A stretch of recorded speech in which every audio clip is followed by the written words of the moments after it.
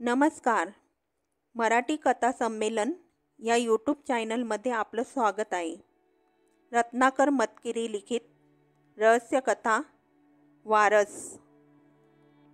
कधीकधी वाटते की या आयुष्याला अर्थच नाही. अर्थ शोधण्याचा आपण एकसारखा प्रयत्न करतो, आपल्या परीने अर्थ लावतो, आडाखे बांधतो, अनुभवावरून काही अनुमानी काढतो, सिद्धांताच्या चौकटी स्वतःभोवती उभारतो. काय म्हणजे यश आणि काय म्हणजे अपयश याचे आपल्या कल्पनेप्रमाणे हिशोब मांडतो. त्या हिशोबाच्या आधाराने यशस्वी होण्याचा प्रयत्न करतो. त्यासाठी रक्ताचे पाणी करून धडपड करतो. एका मर्यादेत यशस्वी होतो. मग स्वतःला सांगतो की मी बुवा असा, इतरांना पटवतो की मी हा असा, माझी आई अशी, माझे वडील असे, हे आमचे खानदान, हे आमचे सत्व, हे आमचे तत्व, आम्ही म्हणजे असे वागणार, दुसरी दिशा आमची नाही, आम्ही असेच चालणार, प्राण गेला तरी बदलणार नाही, वगैरे वगैरे. खूप सारे अगदी खरेखुरे असते. निदान आपल्याला तरी ते तसे खरेखुरे वाटत असते. आपल्यापुरते ते अगदी कालत्रयी बदलणार नसते. आणि एकदम काहीतरी घडते, वर वर पाहता अगदी क्षुल्लक वाटणारे, सहजपणे घडून जाणारे, आणि मग पाहावे तर ही क्षुल्लक गोष्टच सारे जीवन उद्ध्वस्त करून टाकते. आपल्याला आजवर कळलेला आयुष्याचा अर्थ चुकीचाच होता असे जाणवून देते. पण तोवर फार उशीर झालेला असतो. कुठे चुकले हे समजायच्या आतच सारे काही पार हाताबाहेर गेलेले असते. इतकी वर्ष एकाच दिशेने चालल्यामुळे दुसरी दिशा जणू समजत नाही, दुसरा अर्थ पटत नाही. नवीन कल्पनांच्या नव्या चौकटी पुन्हा उभारणे सोपे नसते. मग काय करावे ते समजत नाही. आपण नुसते हताश होतो, हतबल होतो, दिडमूड होतो आणि मनाची शांती कायमची गमावून बसतो. आणि हे होते एखाद्या साध्याशाच प्रसंगाने. वाटते की हा प्रसंग सहज टाळता आला असता. पण एखाद्या छोट्या मुलाने ज्याला चेंडू म्हणून लाथ मारावी,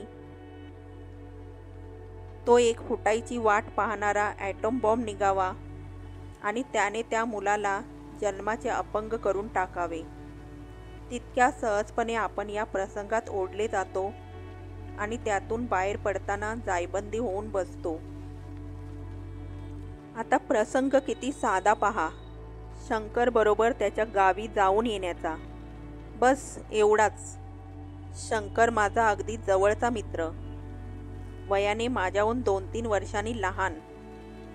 आमची केवळ मैत्रीच होती असे नाही, चांगला घरोबा होता. शंकरचे वडील रामदादा माझ्या वडिलांचे अगदी निकटचे स्नेही. दोघांच्याही घरची परिस्थिती उत्तम. पण माझ्या जन्मानंतर लगेच आमच्या घराला दुर्दैवाचा फटका बसला. माझ्या वडिलांनी एकाएकी आत्महत्या केली. कारण नीटसे ठाऊक नाही, परंतु ते चांगले वकील होते.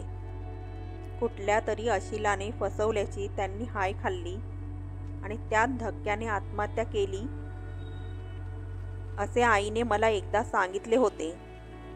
ते सांगताना तिची जी काही विलक्षण दयनीय अवस्था झाली होती, ती पाहिल्यावर पुन्हा कधी हा विषय तिच्याकडे काढण्याचे मला धाडस झाले नव्हते.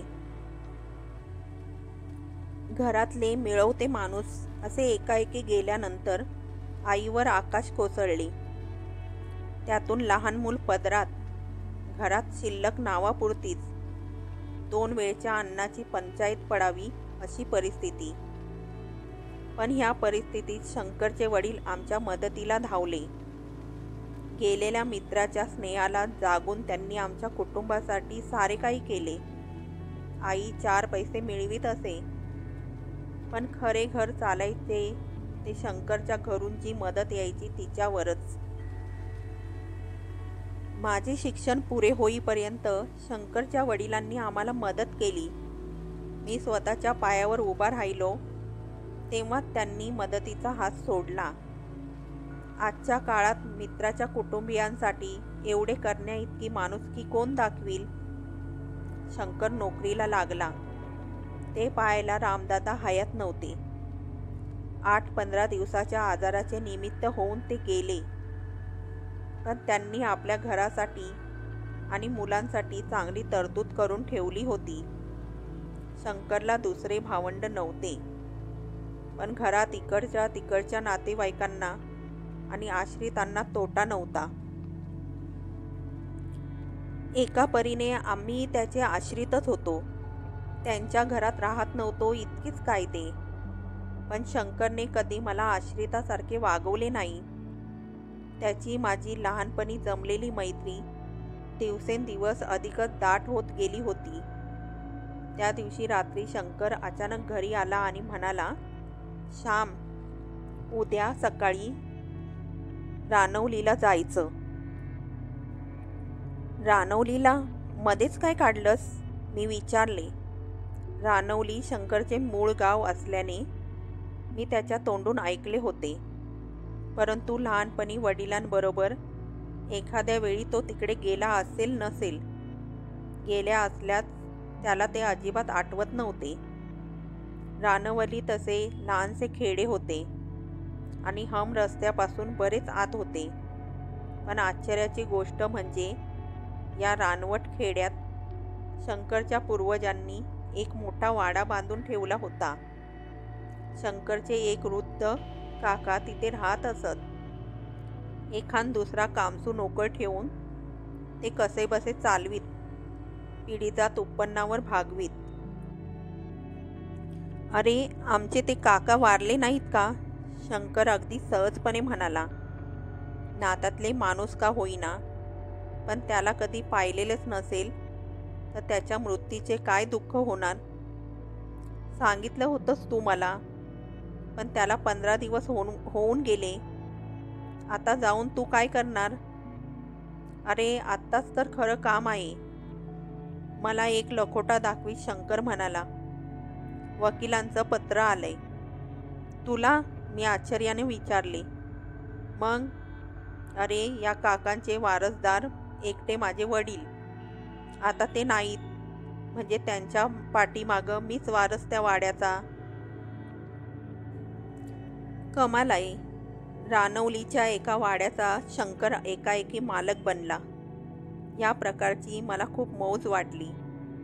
"बघ लेका, मुंबईत जागेची इतकी टंचाई आहे. 2 खोल्या मालकीच्या होता होता पुरेवाट होऊन जाते. आता तुला एक अख्खा वाड्याचा वाडाच मिळालाय, ओनरशिप बेसिस." "हो, पण तो रानवलीला, मुंबईत नव्हे. त्यातली एक खोली जरी मुंबईत मिळती तरी खूप झालं असतं." यावर आम्ही दोघेही हसलो. "पण तिकडे जाण्याचं काय म्हणत होतास?" हसण्याचा भर ओसरल्यावर मी विचारले. "अरे बाबा, वकिलांना दर्शन देऊन यायचंय. काकाचं विल आहे त्यांच्याकडे. त्यांना मीच वाड्याचा वारसदार आहे एकदा समक्ष पाहून खात्री करायची. शिवाय तिथं काम करणारा जो माणूस आहे त्याचीही काहीतरी व्यवस्था करायलाच हवी. आमचे वकील साहेब उद्या रानवलीत असणार आहेत. तेव्हा उद्याच मी तिथं यावं असा त्यांचा आग्रह आहे. नाहीतर सारं लांबणीवर पडेल. येशील ना तू बरोबर? माझ्या एकट्याच्याने असलं काम निभायचं नाही. तुझ्यावर माझा सगळा भरवसा." हे खरेच होते. आजवर प्रत्येक महत्त्वाच्या कामात मी शंकरला हातभार लावीत आलो होतो. तेव्हा यावेळेस नाही म्हणणे मला शक्यच नव्हते आणि तशी गरजही नव्हती. रानवलीला जाऊन येण्यात माझे असे काय नुकसान होते? शिवाय शंकरला अचानक आकाशातून पडल्यासारखा मिळालेला हा वाडा आहे तरी कसा, हे पाहण्याची मला उत्सुकता होतीच. "उगाच टंगळमंगळ करू नकोस. मग येणार ना?" "उद्या सकाळची गाडी आहे," शंकर म्हणाला. मी जायला तयारच होतो. 1-2 दिवस तेवढेच पिकनिक. किती भयंकर गोष्टीचे मुखडे, किती साधेसुधे असतात. कुठे जायचे आहे एवढेच आपल्याला ठाऊक असते, पण आपण कुठे पोहोचणार ते फक्त नियतीलाच ठाऊक. तिने आपल्यासमोर काय वाढून ठेवलेले आहे हे आपण कसे जाणू शकणार? आईला विचारून सांगतो, मी शंकरला म्हटले. का कोण जाणे, माझ्याच्याने एकदम होय म्हणमेना. पण माझे वाक्य पुरे होण्याच्या आत शंकर स्वयंपाकघरात धावला आणि आईला म्हणाला, आई, मी श्यामला घेऊन जातोय उद्या रानवलीला. त्याने तिला कामाची सविस्तर कल्पना दिली. आई हसत मुखाने म्हणाली, अरे मग जा की घेऊन, मला काय विचारतोस? तुमच्या लेकाला तुमची परवानगी हवी. शंकर माझी थट्टा करीत म्हणाला. माझे आईवरचे प्रेम हा सर्वांचा थट्टेचा विषय होता. आईला विचारल्याशिवाय मी कुठलीच गोष्ट करीत नसे, कुठेही जात नसे. आईच्या मनाविरुद्ध काहीही करायचे नाही असे मी अगदी पक्के ठरवले होते. आणि ते स्वाभाविकच नव्हते का? आईने ज्या खस्ता काढून मला वाढवले त्यांना तोड नव्हती. माझ्या जन्मानंतर लगेच बाबा गेले. इतक्या तरुण वयात आई वेडेवाकडे वागू शकली असती, पण सारे सुख बाजूला ठेवून तिने माझा सांभाळ केला. अशी आई मिळायला भाग्य लागतं. तिच्या उतार वयात तिला कष्ट पडू नयेत याची काळजी मी नाही तर कुणी घ्यायची? पण आई, 2 दिवस तू एकटी कशी राहशील? आहेत रे शेजारी पाजारी, 2 दिवसात काय होणार आहे? आणि रोज संबंध दिवस तो ऑफिसात जातो तेव्हा रे. आईनेच असे मनापासून सांगितल्यानंतर मग प्रश्नच उरला नाही. दुसऱ्या दिवशी सकाळी मी आणि शंकर रानवलीकडे जाणाऱ्या गाडीत बसलो. प्रवास दिवसभराचा होता, शिनवणारा होता. पण गप्पा मारताना, खाता पिताना आणि हसता खेदळताना आम्हाला प्रवासाचा शीण बिलकुल जाणवला नाही. दुपार टळून गेल्याचे लक्षातही आले नाही. पण गाडीतून उतरलो आणि ऊन कलू लागलेलं दिसले. मनाला किंचित उदासवाणी वाटू लागले. पोचण्याचे ठिकाण जवळ येत चालले म्हणून असावे. आधी नवख्या ठिकाणी जाताना थोडे अवघड वाटतेच. त्यातून हे ठिकाण असे की तिथे आमची वाट पाहणारे मायेचे माणूस कोणीच नव्हते. शंकरच्या नात्याचे होते, तेही आता जिवंत नव्हते. आम्ही एसटीत चढलो तेव्हा आमच्या गप्पा आपोआप थांबल्या होत्या. तासाभराच्या प्रवासानंतर आम्ही एसटीतून उतरलो तेव्हा चांगलीच संध्याकाळ झाली होती. आम्ही क्षणभर इकडे तिकडे पाहत राहिलो. तेवढ्यात एक मध्यम वयाचे गृहस्थ पुढे आले आणि म्हणाले, मुंबईहून आलात? शंकरराव का? आम्हाला हायसे वाटले. ह्या आडगावात कुणीतरी ओळख दिली म्हणायची. ते गृहस्थ वकील होते.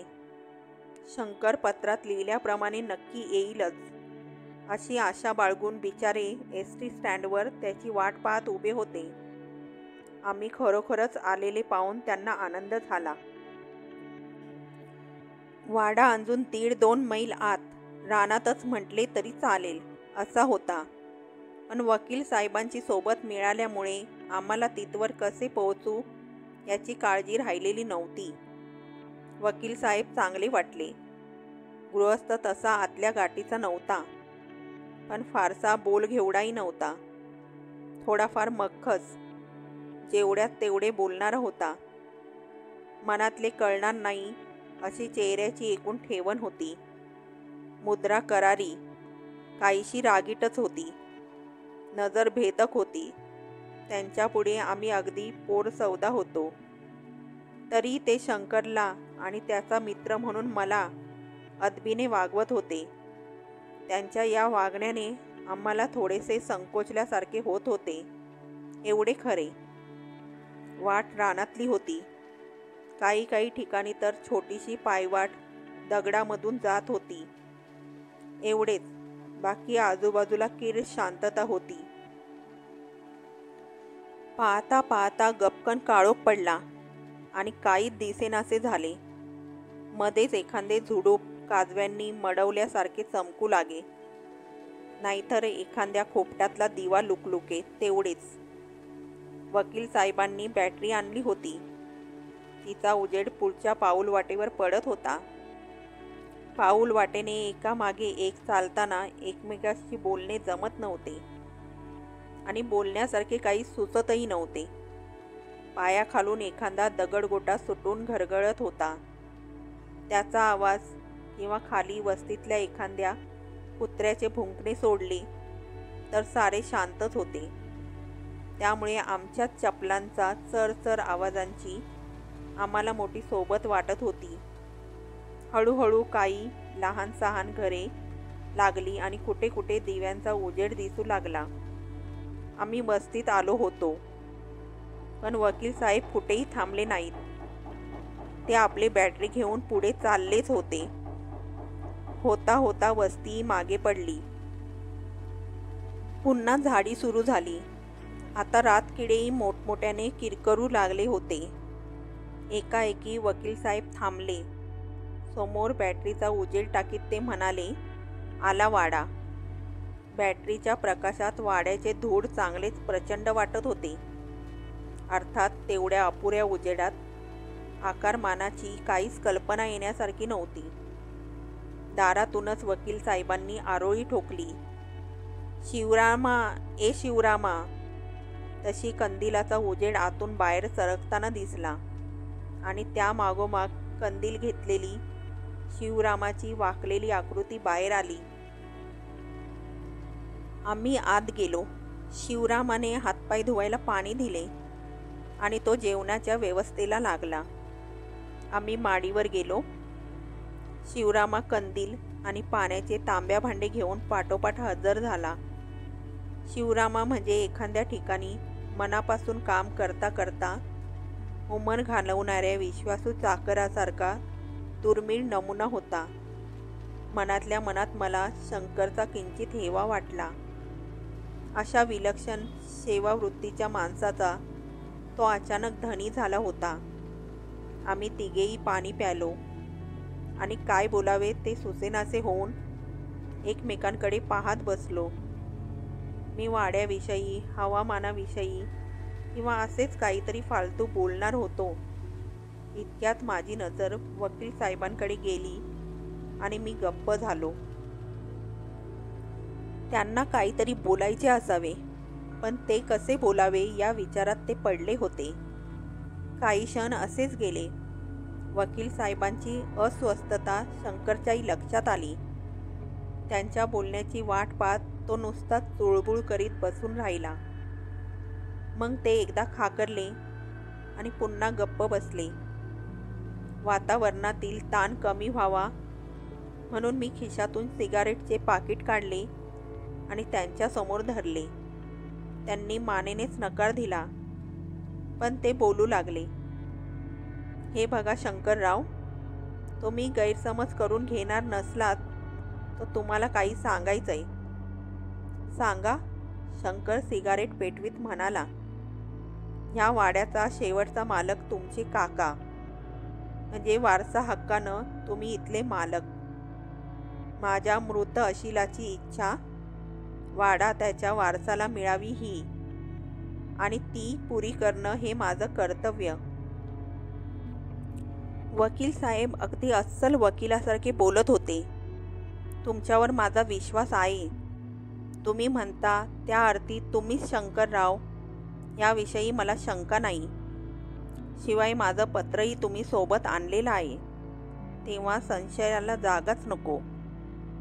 शंकरकडे भेदक नजरेने पाहत वकील साहेब म्हणाले, पण तरी तुम्हीच या वाड्याचे खरे मालक आहात याचा आणखी एक पुरावा मला उद्या सकाळपर्यंत आपोआप मिळेल. पुरावा कसला? लहान होत चाललेला कंदील मोठा करीत मी लगेच विचारले. हा वाडा एरवी फार चांगला आहे. इथं आजूबाजूला पाहता, आवाज लहान करीत वकील साहेब म्हणाले, इथं तसलं फारसं काही नाही. फारसं काही नाही म्हणजे थोडेफार आहे, मी विचारले. हो, म्हणजे वाडा जवळजवळ 300 वर्षापूर्वीचा. तेव्हा त्यात अगदीच काही नसेल असं कसं होईल? पण अगदी क्वचित औसे पुनवेलाच ते दिसतं, आणि ते देखील दुसऱ्या कुणाला नाही, फक्त वाड्याच्या मालकालाच. ठीक आहे, आम्ही काही इतर राहणार नाही, तेव्हा औसे पुनवेलाही. शंकर वरवर बेपर्वाई दाखवीत म्हणाला. वाड्याच्या मालकाला पहिल्या रात्री तर ते हटकून दिसतंच. जणू या वाड्याला ते जे काही आहे ते वाड्याच्या खऱ्या मालकाशी आपली तात्काळ ओळख करून घेतं. शंकर एकदम ताडकन उठून उभा राहिला. शंकर, मी त्याला खाली बसवले. मला राहायचं नाही या वाड्यात. शंकर पुन्हा उठून उभा राहत म्हणाला. एक रात्रसुद्धा नाही. मी आत्ता चाललो. गावात एखादी खानावळ असेलच ना? नाही शंकरराव, तुम्हाला एक रात्र इथं काढलीच पाहिजे. वकील साहेबांच्या आवाजात जरब होती. इथून पळून गेलात तर ह्या वास्तूचा अपमान होईल. ही वास्तू आज आपल्या मालकाचं स्वागत करणार आहे, आपलं रहस्य त्याच्यासमोर उघड करणार आहे, आणि तुम्ही करंटेपणानं तिला झिडकारून पळून जाणार.